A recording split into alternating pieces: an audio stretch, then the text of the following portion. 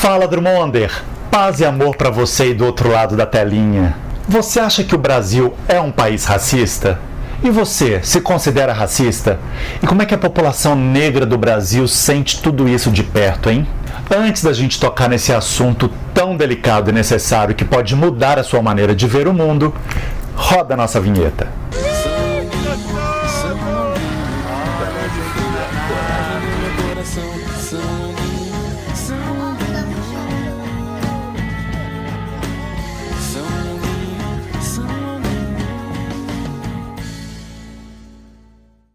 E antes da gente entrar no nosso assunto que vai mudar a sua vida, eu posso te pedir para se inscrever no nosso canal? Ative aí também o sininho para você receber em primeira mão as novidades toda vez que o vídeo for ao ar. Lembra que a gente falou sobre o filme do Al Gore, Uma Verdade Mais Inconveniente, num dos últimos vídeos, quando a gente falou sobre o meio ambiente, mudanças climáticas e o nosso papel no planeta? Pois é, hoje a gente vai falar sobre uma outra verdade também inconveniente para muita gente e para muita família, que é o racismo. Tem um silêncio ensurdecedor em torno desse tema no Brasil. Por que será, hein? Porque ser negro no Brasil é sim conviver com a desigualdade social e de renda e sofrer preconceito, não adianta negar. Só que o Brasil é tão contraditório que em pesquisas recentes 98% do brasileiro entrevistado admite haver racismo no Brasil, mas só 1% dos entrevistados se considera racista. Para vocês terem ideia desse absurdo, de como esse preconceito velado está arraigado na nossa história, olha só a indignação dessa letra do hino da República de 1890. Nós nem cremos que escravos outrora tenha havido em país tão nobre. Gente, fala sério.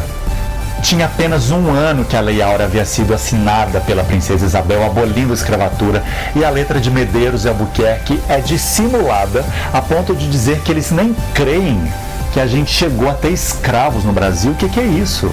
Meu próprio avô manteve escravos em suas fazendas em Minas até meados de 1950, porque a população negra, após a lei do ventre livre e da abolição da escravatura, não tinha para onde ir. E preferiram muitas vezes continuar em suas atividades servis nas próprias fazendas em troca de casa e de comida. E como é que a gente não tinha escravidão? Fala sério. Nós somos a última nação americana a abolir a escravatura. Primeiro que eu sempre digo que esse Brasil ele já começou errado, né? Onde é que já se viu uma raça se achar no direito de invadir países do continente africano, acorrentar esse povo com uma história e uma cultura tão lindas, enfiá-los dentro de um navio e escravizá-los para colonizar um outro país recém-descoberto? Isso não existe. Isso porque a gente nem está aqui entrando no mérito de terem dizimado os índios, tá? Que a gente tomou a terra deles, as terras deles, matamos quase todos, e os poucos que sobraram, os colonos loucos católicos, queriam catequizar, fazer os índios esquecerem as suas origens sociais e religiosas. Voltando aos queridos lindos e negros, todos os indicadores socioeconômicos mostram que eles vivem em clara desvantagem em relação aos brancos. Gente, racismo é crime. E menosprezar ou diferenciar o outro pela cor da pele, mesmo que você não expresse ou tenha coragem de assumir, é um crime silencioso, às vezes até pior. Você sabia que 54% da nossa população é composta por negros ou pessoas da cor parda? Somos o país que tem mais negro, atrás apenas da Nigéria. E você sabia que a renda de negros e pardos é metade da renda dos brancos aqui no Brasil? E que entre os 10% mais ricos do Brasil, 70% são brancos? Mas que entre os 10% mais pobres, 70% são negros. Tá rolando uma injustiça e uma desigualdade clara aí, hein, pessoal, não tá não? Fica claro que não é só 1% da população que é racista quando a gente vê tanta diferença entre negros e brancos na sociedade. O Nobel de Economia Joseph Stiglitz disse em uma entrevista para a revista Veja, abre aspas, que diminuir a diferença não apenas promove justiça social, como impulsiona o crescimento econômico, fecha aspas. Se você não quer saber de diferença social e econômica como ele defende, que pelo menos aceite as pessoas pelo amor que a gente precisa ter na aceitação com o ser humano, pelo entendimento de que somos todos iguais e que a cor da pele é apenas uma carcaça, uma armadura, e que no final da vida esse corpo físico aqui, de todo mundo vai para o mesmo lugar. E que eleger ou excluir pessoas pela cor dessa pele é apenas um ato de vaidade, de covardia e sim, de preconceito. Quando a gente fala de mortalidade infantil, o risco do filho de uma mulher negra morrer antes de completar um ano é 30% maior do que o filho de uma mulher branca. E quando que a gente vai acolher essas diferenças e trazer esse assunto e essas pessoas para o centro da nossa sociedade? Os negros, mesmo antes e depois da Lei Áurea, sempre viveram isolados e abandonados à própria sorte.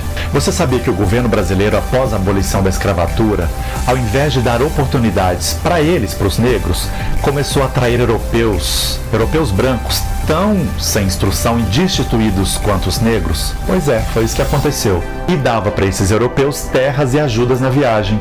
Ou seja, na chance que a gente teve de equilibrar a sociedade, de corrigir as injustiças e de pedir desculpas pelos séculos de escravidão, dando oportunidades para esses negros, a gente virou as costas e trouxemos brancos europeus pobres, sem escolaridade também, para viver aqui no país. Como eu digo, o país sempre começou errado.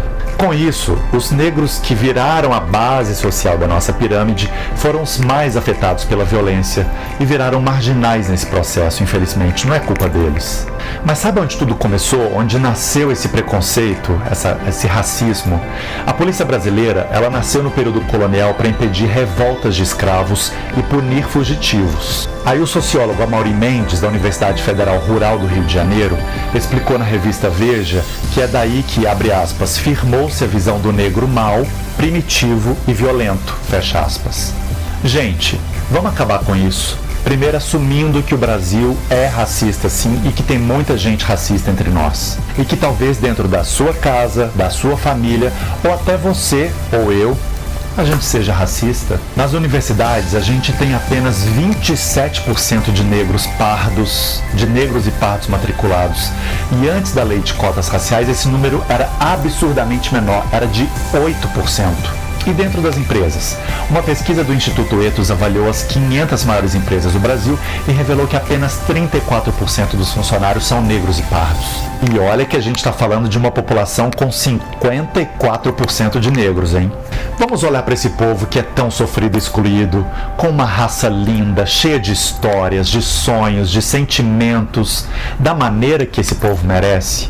Como seres humanos que têm o mesmo direito de sonhar e vencer, como qualquer outra raça, seja de brancos, de asiáticos, índios, europeus. Eles têm a cor da pele linda, os olhos lindos, os dentes incríveis, as músicas mais lindas, as referências culturais e religiosas poderosíssimas, sem falar na força física e no porte de verdadeiros príncipes guerreiros. Às vezes eu até acho que esse foi um dos motivos para os brancos terem tanta raiva, inveja e medo dos negros. Sim, é porque a gente só subjuga, critica ou exclui aquilo que a gente acha que pode ser melhor que a gente. E com certeza poderiam ser, porque uma das nações mais poderosas do mundo, que era o Egito Antigo, por exemplo, era cheio de faraós que eram negros. Então vamos diminuir essas barreiras, olhar para a nossa realidade, fazer a tarefa de casa, amar o ser humano independente de suas origens raciais. O Brasil e o mundo não podem esperar tanto tempo para a gente viver com mais tolerância, respeito e dando, claro, mais oportunidades para as pessoas, independente da cor da pele. Abaixo o racismo, fora o preconceito. Gostou do vídeo?